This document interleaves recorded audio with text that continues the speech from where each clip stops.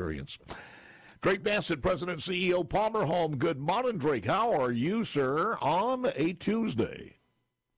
Good morning, Paul. Can you hear me? Oh, there you go. I can hear you really well. Yeah, doing great. Great. There's always busy stuff going on at Palmer Home.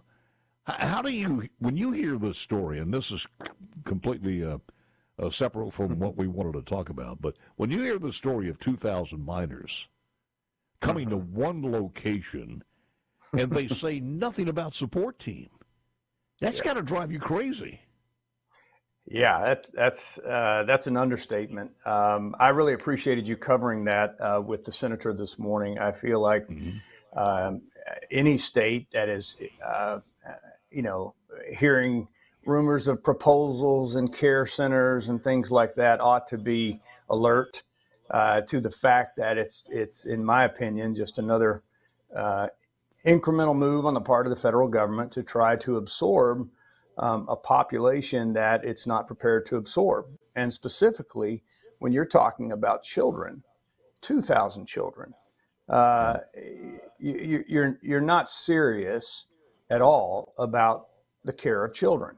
So you can say whatever you want, in public speeches, or you can, in this case, maybe say nothing, which seems to be their MO, just let it happen. But the reality is that you're perpetuating for those children, you're putting them on a course of depression, anxiety, and eventually self-harm. And with such low accountability for their presence, for their care, and if you look at the statistics already, easily probably 250,000 that can't be accounted for who've already been allowed to come across the border. What you're doing is you're just planting seeds all across the country for complicated problems that you just covered with your previous guest that include things like mental health and learning disabilities. But the worst problems are things like depression, anxiety, and self-harm, not to mention the fact that in these family or lack of family situations where there's very little vetting, very little accountability, and that's assuming they get through a care center and get placed with a family. In some way. Apparently, very little is done in terms of background check. It takes us months before we even consider placing a child with a family. So you're talking completely two different worlds in terms of care. So it's very upsetting because I think already every state in the union, Mississippi has its share, but every state is dealing with out-of-home care. And already dealing with many of the challenges that we face every day when we see children come to the door. Beautiful children, sweet children, we love them to death. But the reality is they're carrying some baggage that they shouldn't have to carry.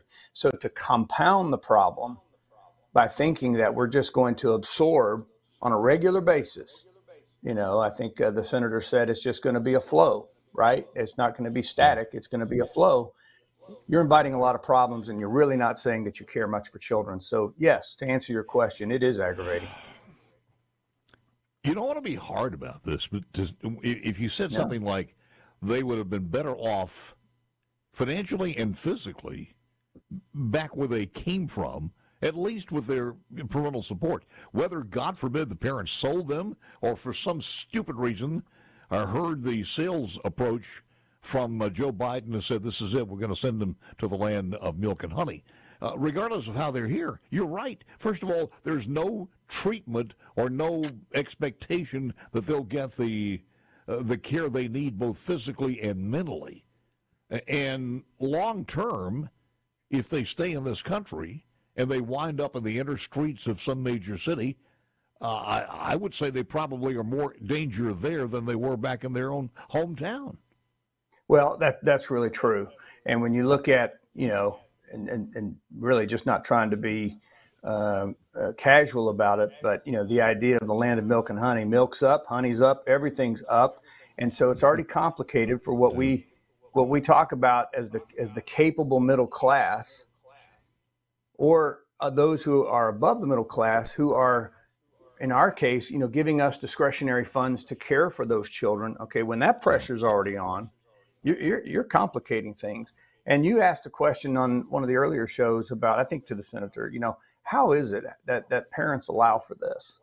How is it that, well, when you've got nothing and people are waving dollars in front of you, which they're doing south of the border, to say we want to move your children over, they're going to get a payoff, and those children become part of a migrant workforce, or they become trafficked. You're not talking, when someone says, well, a child will be better off here. Oh, really? That you're going to sell a child into some sort of trafficked operation, whether it's for work or whether it's for sex or whether it's for any number of different things. That's supposedly better. So to turn a blind eye and endorse that kind of thing is corrupt, and it's inappropriate. And when we see children come through our door with their complications and with the challenges they face, we're already seeing some of that here in the United States. We know that parents sometimes make poor choices. But when you start compounding it by saying, oh, yeah, let's just let them flood in and let's just move this through without looking at it much, not a good thing. Especially when you're creating a generational problem long after you're gone. You are. You have no soul for that, and you are. Let me give you one example, and I saw this on YouTube, and I said, this is amazing. And you wonder how many times this happened. This is openly from the government doing this. Yeah. But there's coyotes and everybody else coming across the border, so many different people making so much money. I did not realize how much you're talking about. Anywhere from, 1,000 to 5,000 to 10,000, depending on their ability to pay to get these kids into America and dump them off. God forbid how many of them are being used as sex slaves, et cetera, et cetera. But there was one who was stopped by a highway patrolman. I think he was in Texas, maybe in Arkansas. I'm not sure. It really doesn't matter. It was a mid-size, nice car. It wasn't a big deal. It was a small Chevy or something like that. And the guy looked like he just graduated from college, a couple of 3 years ago. Well-dressed, well-spoken, clean-cut young man. And they stopped him for speeding or something. And he had 4 or 5 people in the vehicle. And they were all hunkered down. And the cop didn't even see him until he stopped him. And to make a long story short, he was trying to tell them that was his friends. He was just giving them, he was making friends with them. He just picked him up at a road stop or something. And the cop had seen this a million times. He smelled it out. He was trafficking these people. To which the cherry on the cake on this one, he goes and opened the trunk, and there are 2 or 3 more people in the trunk. So it goes on every single day. You got people who are trucking them across like this guy, and then another guy in the Oval Office is doing it in a different manner. Well, we talk about the fact that, one of the curveballs in this conversation, because you've said all the time, you say this, I hear you in different episodes and different things, that we try to be a good people. We try to do the right thing. We try to help where we're supposed to help, and Mississippi is famous for that. I mean, I just appreciate so much the good that's done for us here at Palmer Home. But when you take advantage of that goodness and you twist it into saying, hey, we're going to we need to get these kids up here, we need to get these people up here, but you never look closely at what's really going on with that process. To your point, they're stuffing them in trunks, they're stuffing them in cars, and they're getting a payoff. Yeah. And that kind of thing is no good. We have the annual Radiothon coming up. Before you know, I want to touch base on that one when we come back with Drake Bassett, President and CEO. Get back to Drake Bassett, President and CEO. One of the things that we always remember is the Radiothon every year, and it'll be coming up, July the 11th this year? July 11th. That's right. We're getting ready now, though. We've got people that just kind of get it started early and ask them to, if they're businesses, if they want to partake in this one this year, could join us early. Yeah, absolutely. Just coming off what we talked about earlier, Mississippi is extremely mindful. Really proud of the state and the surrounding area, but Mississippi has just been a mainstay to help children who actually find themselves in difficult situations. And Palmer Home is the object of their affection, or at least that's our feeling on it. And I know that people give to lots of different programs, great programs. Yeah. We just appreciate people, businesses, individuals, churches, making it happen for us because we are privately funded. Well, I was trying to get this across when Senator Cindy Hyde-Smith was on. You're not doing a good Samaritan deal when you put these kids in a situation where they're going to be they can't be treated the way they should be treated. Number one, they ought to be back with their parents where they came from. That's the best scenario. But when you put them in a place where you got 1,500 to 2,000, and this is not counting the support. Cindy did say that there are 1,300 rooms there. Well, 1,300 rooms for 2,000. And how do you separate a 17-year-old guy from a 11, 12, 13-year-old girl? That's right. And there's so many scenarios there. Yeah, you're basically just asking for it. You're asking for complications. You're asking, and it's one thing to say, well, these kind of things happen. No, they don't. No, not if you're smart and not if you're thoughtful. Yeah. I will tell you here at Palmer Home, we spend a lot of time paying attention to the arrangement of children in different homes, and we will keep siblings together. And there's a lot of different things that we do, but sometimes we'll move children around based on age. Why? Because when you put a lot of children together, you run the risk of children acting out in ways that are not only inappropriate, but not healthy and not good for them. And so, the very idea of putting hundreds of children together in these rooms and to think seriously that you're going to be able to monitor that in some way, it's not smart. And so one of the things that we talk about here at Palmer Home a lot is, one of the guiding principles for me, but for everybody here, is what's in the best interest of the child. I mean, you've got to ask that question if you're involved in serving children. What's in the best interest of the child? So in our case, if we do a test and we determine that, as you mentioned earlier, a child has dyslexia, well, what's in the best interest? Well, you're going to treat that. You're going to help that. Well, if a child has had emotional abuse or had sexual abuse, what's in the best interest? You're going to apply the right prescription in terms of the resources, the people around them, the context. I love for children who come out to Palmer Home, sometimes they've never seen the country. We talk about what a beautiful location, and you've seen it. We're out here. Well, if a children's been on a 3 or 4 city block and that's all they ever know, it's wonderful for them to experience something like this. But there are other things that are deeper. So assessing them emotionally, physically, and academically. And then, of course, we're in a spiritual context here because we think it is important to introduce a spiritual foundation. But those are the kind of answers you get when you ask the question, what's in the best interest of a child? But you don't come up with a 900-room building where you're going to, put kids of all ages with very little supervision and expect good things to happen. I will tell you, they don't. That's been proven time and time again. Nobody has to debate that. I think what you've basically said, Drake, is that under the best conditions with a multitude of years experience, it's still a tough job when you handle these kids who are coming from drug conditions, an unbelievable amount of stress. They don't know what's going to happen next. And to that end, there's a lot of commonality between the kids that you see and these immigrants that are forced across the border and just dropped off, have no place to go, no supervision. They don't have any idea. The mental care that needs to be given to these kids is equally as much.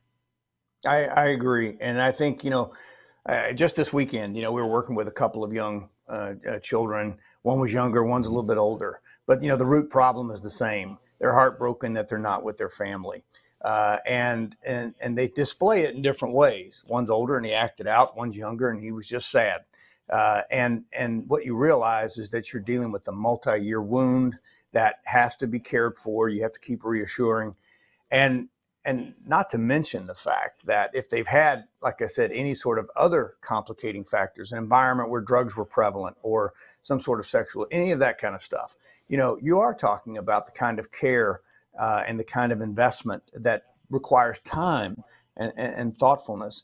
And so, yes, if there are kids who are suffering in the moment, a child's drowning in the water, or if there is a child that is being, harmed in front of us, we do want to intervene. That's what law enforcement is for. That's what but the idea that we're just going to solicit and we're going to foster a program that basically is incentivizing people to sell groups of children into this country, you're asking for it. And you're asking for it in multiple ways. And you said it best. It's a generational problem. These children are children. 10 years from now, they're teenagers, and then they're, adults. And what kind of population are you going to be dealing with if they haven't addressed those kind of concerns? I think there's going to be a little bit of difference, too, between having that care from a house parent, mother and father, in that stable setting compared to some government-appointed worker that's going to be in charge of them through an RFP. I don't think there's going to be any comparisons between those two. No, the HHS Office of Refugee Resettlement basically requires a background check. and then after 30 days, they don't even check on them again. So basically, it's a one and done kind of operation. They can't keep track of it. They make these broad statements in front of Congress, things like, well, we've got child experts across the country and all this kind of. Do you know how many resources it takes to support a single child? So, when we ask for money here at Palmer Home, we're asking to deploy resources against the number of children that we believe we can really, really make a difference. It is hard work, and it is hard for us every day. Yeah. But I can think of some beautiful, wonderful young adults out there who have benefited from that kind of investment. So you're right. We've got to do this the right way. This story was kind of complicated too, Drake, by the church in New Albany doing the same thing at the same time. And I shouldn't say the same thing. They were bringing in some, and I have no idea. We talked about, they said 50. The initial one was, and I cannot believe this, anywhere from 650 to 700 in a community the size of New Albany. And I'm not sure what the truism is on all of those stats or anything else, but just the fact that happened at the same time the story broke on the Grand almost sounded like an invasion coming through, and it worried a lot of people. Yeah. Your final thoughts? Absolutely. Well, I just think that, to be clear is to be kind, and we need to be clear on these topics. Our hearts are big, our hearts are generous, and we want to help children who are suffering, but we need to be smart about that, and we need to be thoughtful about that. And again, I will say, when you ask the question, what's in the best interest of the child, truly, you're going to get better answers than what we're seeing out there.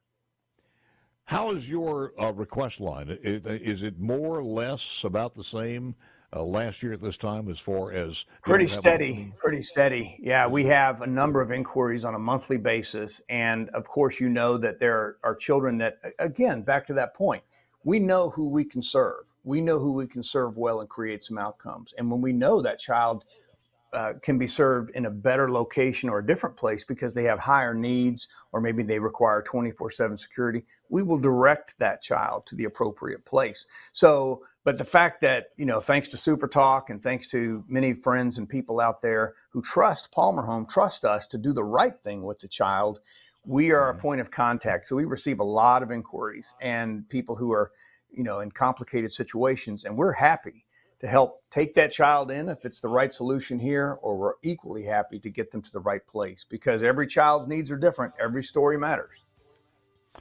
And the success stories are the ones who graduate and go on and lead a fulfilling life. I mean, that's the success story there. Well, I can't tell you. There really are. And I just am so proud of some of the young adults out there who are embracing the challenge of technical school, or going to college, or getting that first job, or dealing with car insurance for the first time. Watching these kids grow up and take responsibility and contribute to our economy, it's a great thing. Maybe a talk show host somewhere there in the future. I'm sure there is, Paul. Always, man, thank you so very much. July the 11th, we are marking that day on our